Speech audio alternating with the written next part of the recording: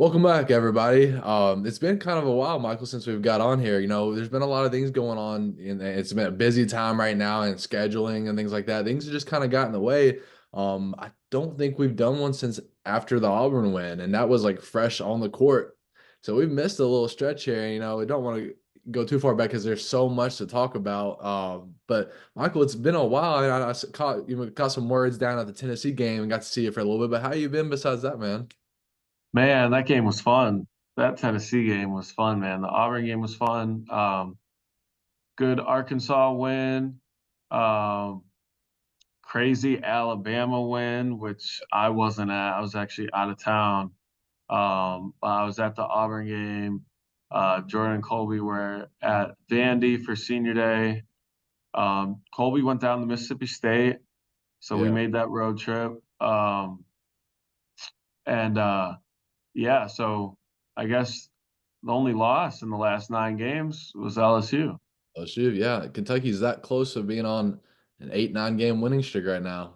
Playing great basketball. Perfect time of the year to do it, right? I mean, finally started winning some games at home and got past that stretch. And I think they've kind of got I think Z is that fifth guy now. At least that's what they're going with now. Ugo is kind of hit and miss if he's going to show up. He played great with Tennessee. I know he didn't score a whole lot, but he brought a defensive presence.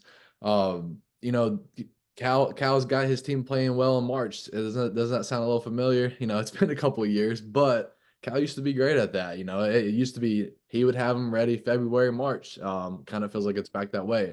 So better time to do it now than ever.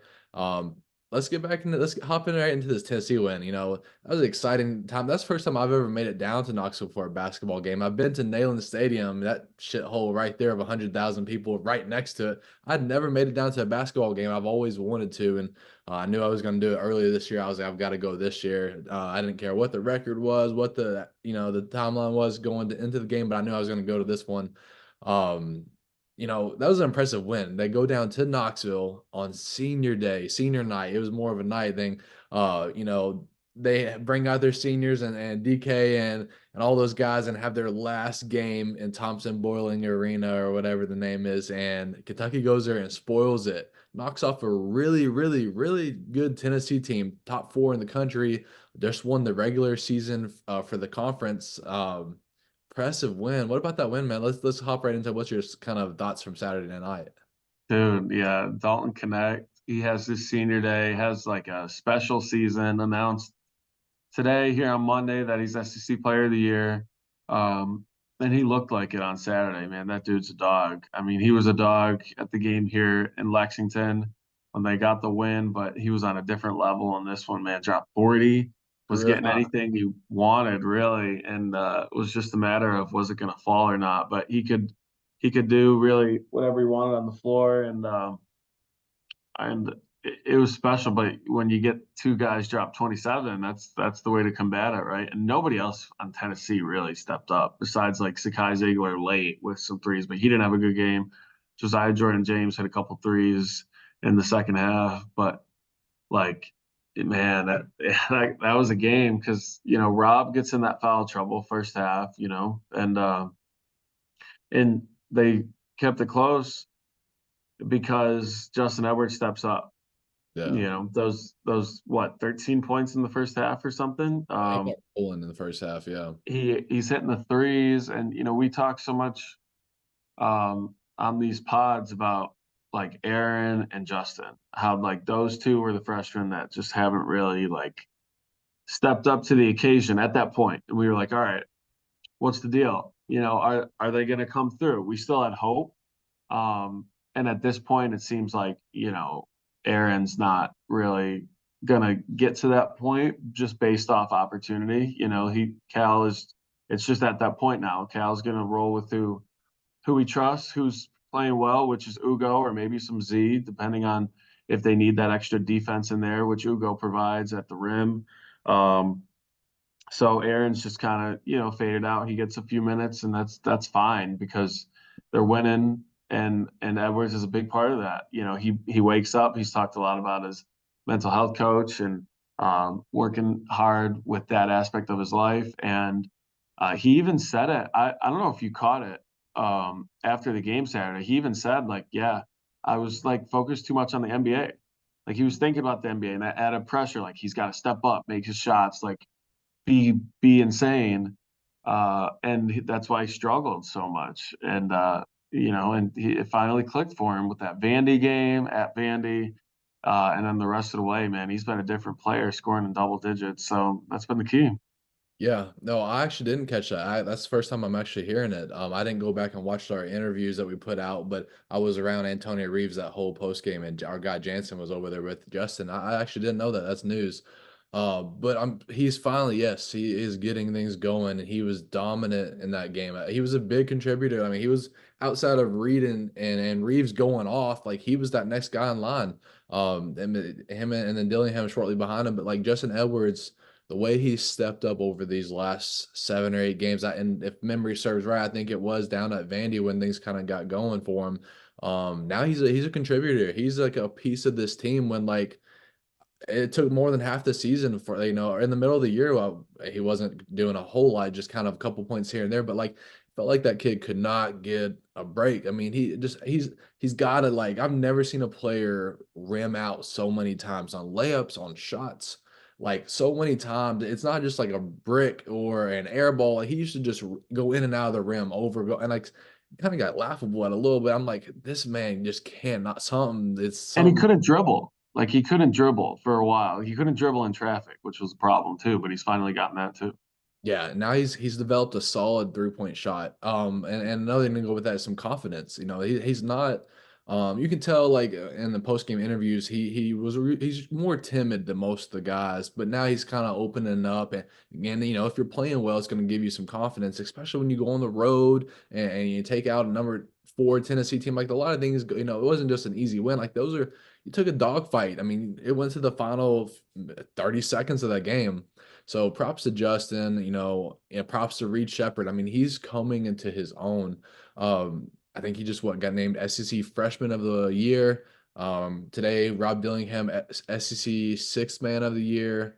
A bunch of all SEC awards on this team, but like to go on the road and they both just a shootout, 27 each, like combined for 54. I thought that was kind of cool because the exact number 54, Jody Meeks went down to that same jam and dropped 54 as well. So now kind of Kentucky had 2 guys going at it. I like that it was 54 and not 55 or 53. But I remember sitting there and probably about 4 minutes ago, Tennessee fans were leaving. I know you saw that they were exiting out the doors. That felt good, man. All that orange, see him just get up and leave. Kentucky came in and left with a win, and then out of nowhere, Kentucky collapsed a little bit, and it got that last minute. I was like, oh shit, like, is Tennessee, is Kentucky gonna drop this? Like they worked all game long and put up quite the fight. Are they gonna drop this? I hope not. Surely not. And they survived it and walked out with the dub. Yeah, that would have been an all-time collapse. And they were close too, man. That was a 3-point game. Tennessee had the ball, only down three. And I Yeah. was like, why would Connect not shoot the three? Like that should be the only play drawn up from Rick Barnes. It looked like he fell down. And then Yeah. whoever else, I don't know if it was Zakai or someone. I think Zakai maybe passed the corner to Josiah, maybe, and just brick the three. But like there were still like 10 seconds left. I was like, you should have waited for Connect to get up because nobody should be shooting that shot besides Connect. And if he hits that to tie it up, it's like, whoa. Because like Reed made that crazy pass where he's like driving under the basket and then just throws it kind of without looking, like way out to the like top of the key left wing around there. And can't remember who hit it. It might have been Rob Mhm. to go up 14 with like only a few minutes left, maybe like 5. And then, yeah, kind of held on to that. Was up 9 with under a minute left. And then, like, they were looking like they were going to sell. They couldn't get the ball past half court. I was like, good Lord. But Yeah. they got it done, man. And yeah, Reed, can't say enough good things about him. For just, Antonio Reeves went down there last year and hit big shots down the stretch, like to win that game. And that's what Reed did.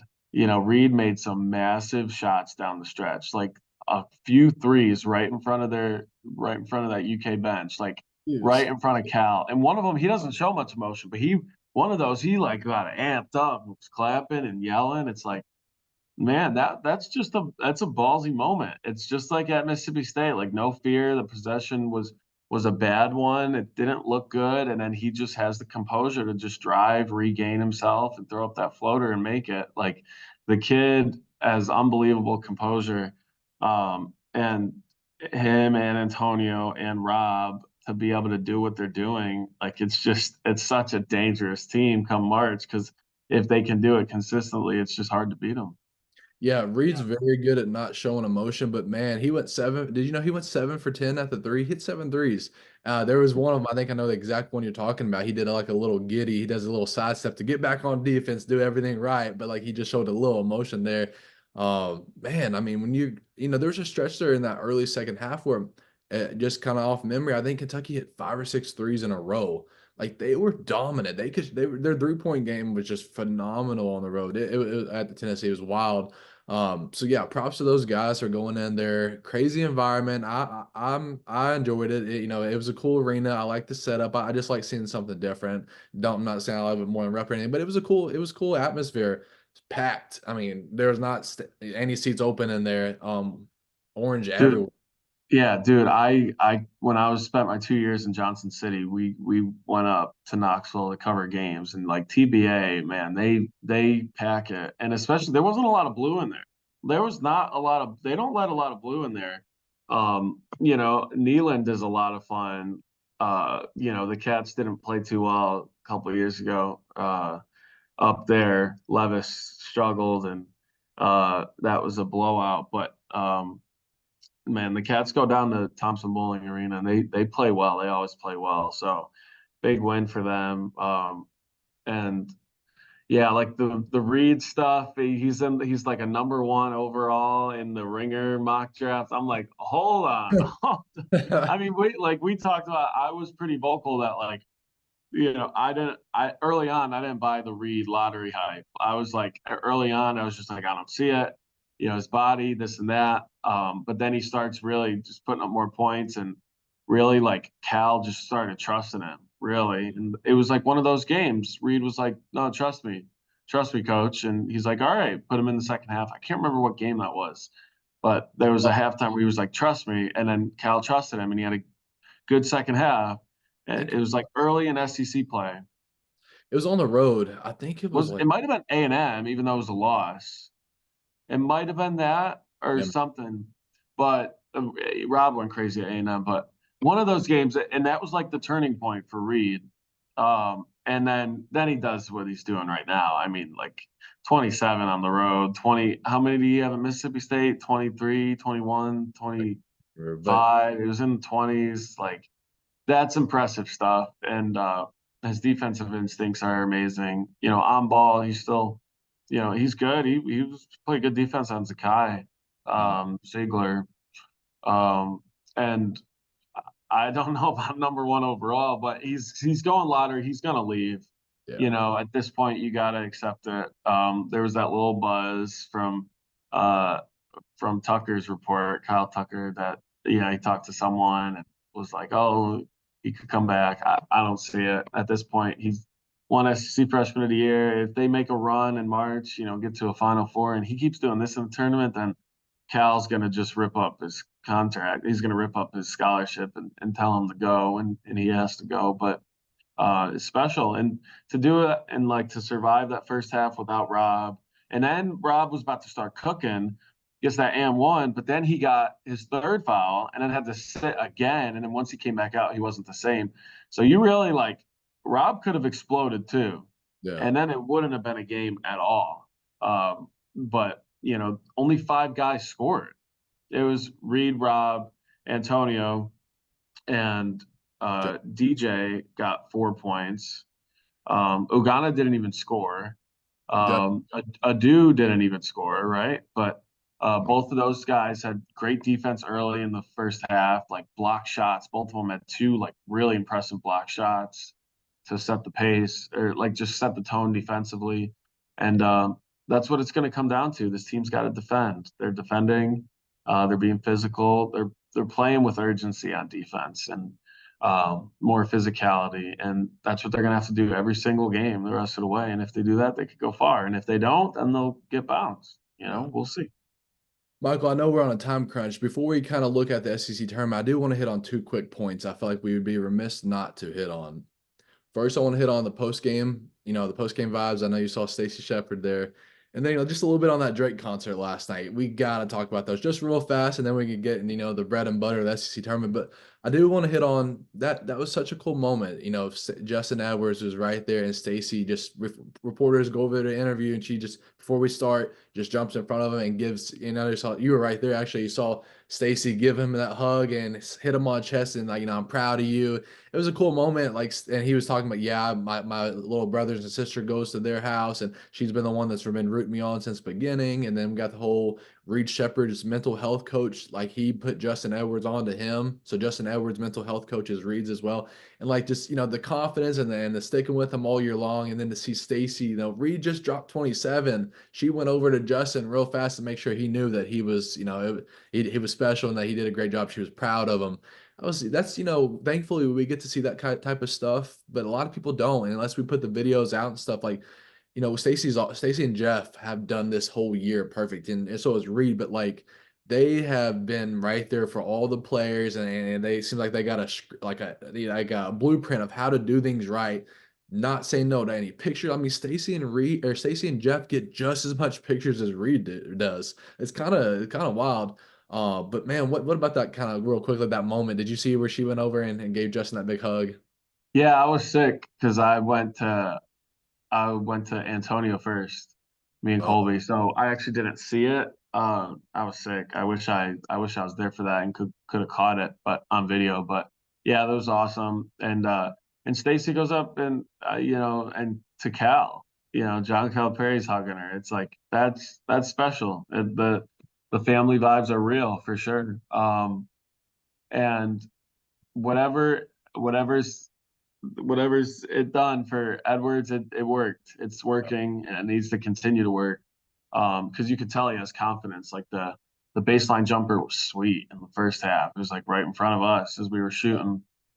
He takes like a couple dribbles right, then he spins back left, um, towards the baseline, and then kind of puts up a turnaround baseline jumper. And it's like, wow, that's a really impressive move.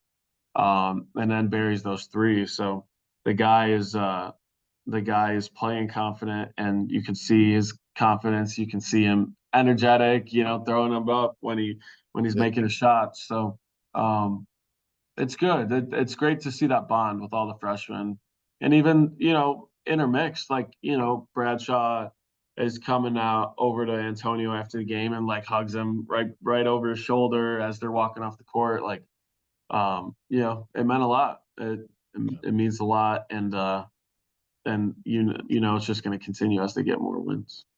yeah, a team that's as close as things can get. You love that, especially with all the offs, like all last year, the off the court, like hearing like they just weren't jiving. Like it's is so refreshing, and I really this team.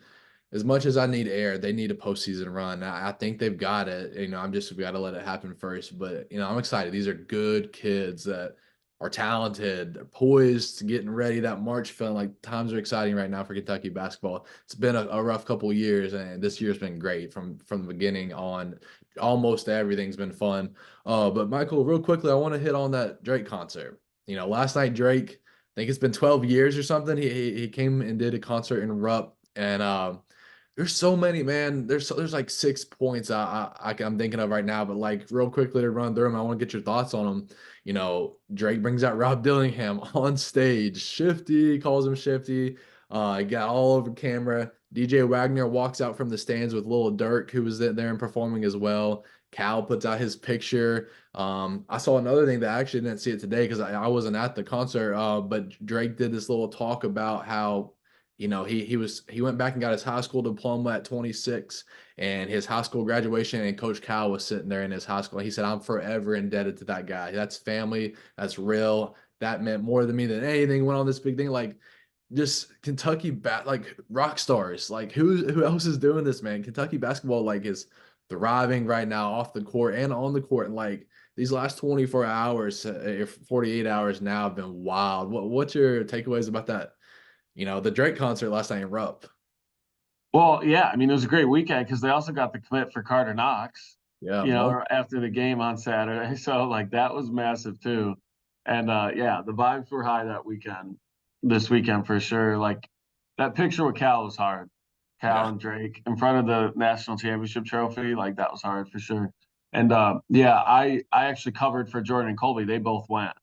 Oh, They got tickets last minute, so I anchored for them. And Jordan got like a video that was trending. He yeah. took the video that like he was up at with the big board and then like zoomed into the stage and like I can't remember. It was like Complex picked it up, like they retweeted it, or like Overtime Elite, and a couple other big ones like with like big Yeah.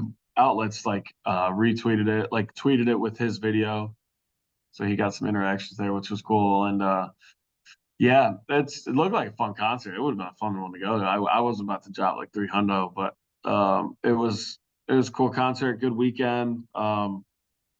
It's a cool story about Cal. And last time Drake performed here, they won the Natty, right? 2012. So Sounds about right. uh so I guess we'll see if that can happen again. Jasper Johnson was there. Saw that on Instagram. Woodford County guy was at one point. Now he's playing in Missouri, but a guy Jasper Johnson is that was kind of cool. See him there just with the team. I don't know, man. Kentucky rock stars, man. That's my word from seeing all that rock stars. Yeah, Um, him and Malachi Moreno, they gotta team up for 2025 and get here to Lexington.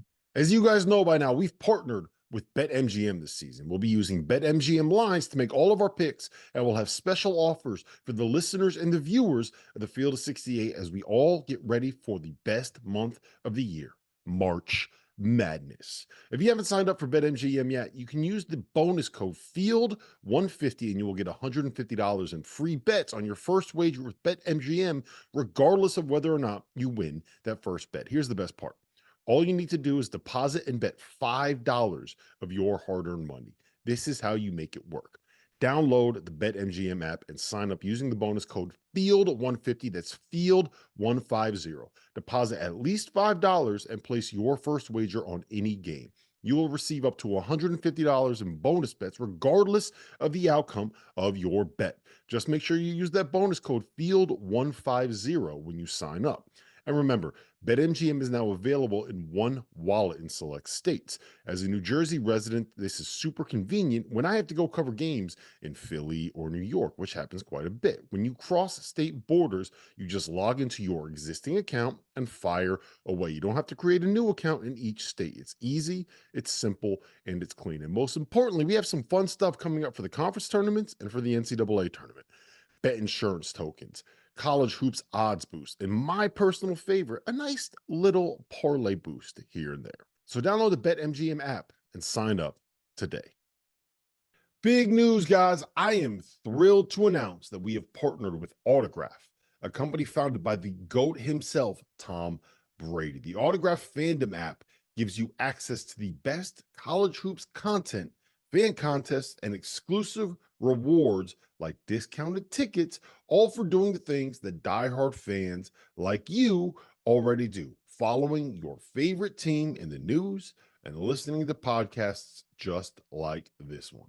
When Tom, and yes, I am calling him Tom, we're on a first name basis these days, co-founded Autograph, he had one mission in mind: change the fan experience for the better.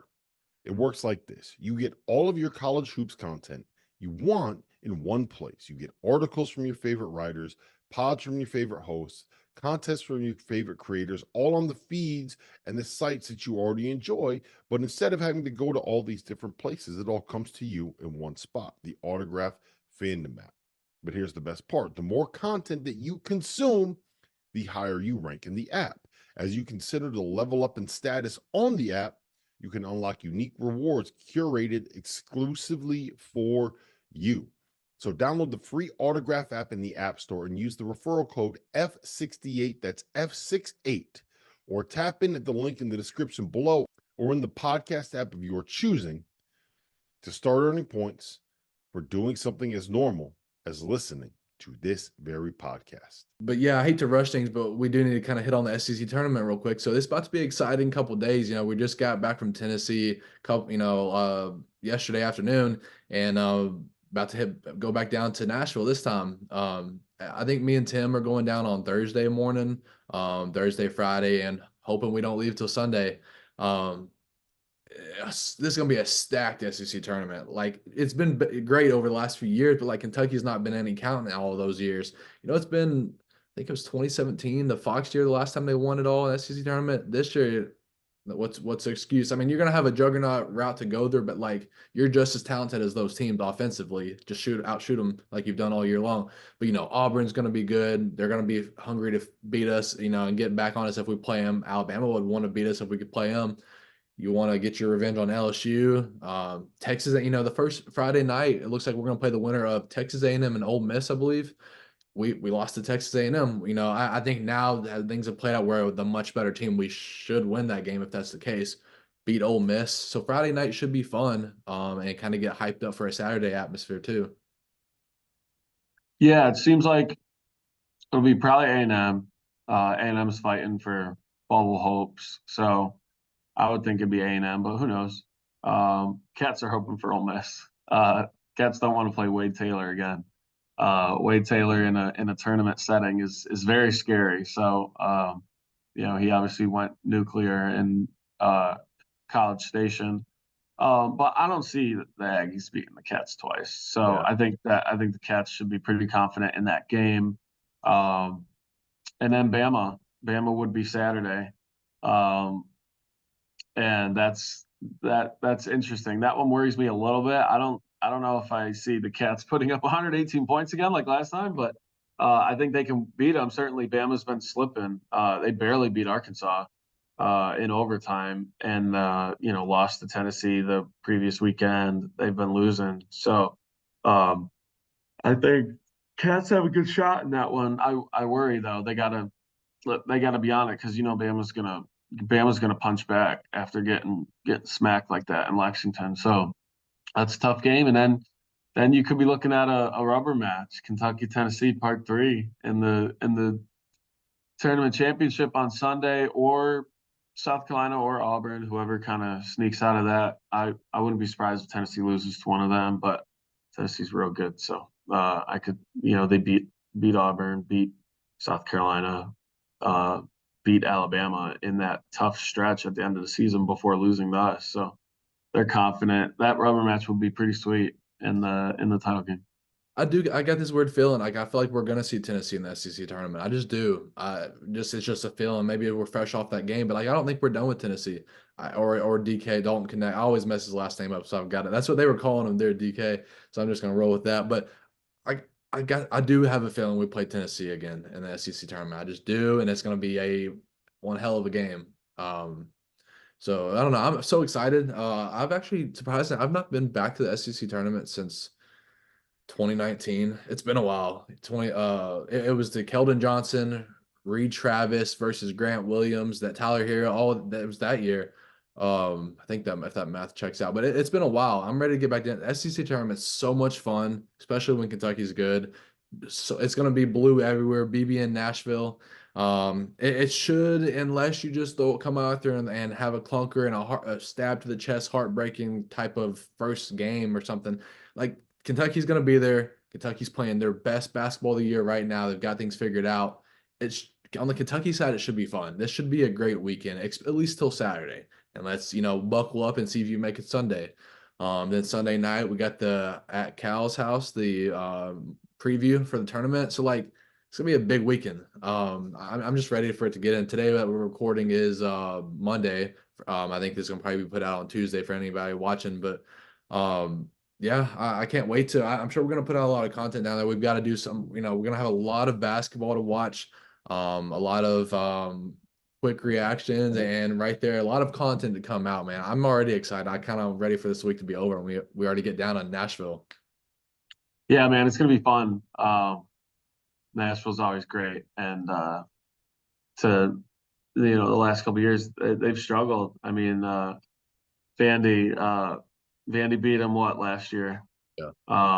First game. 2 years ago, they won one game.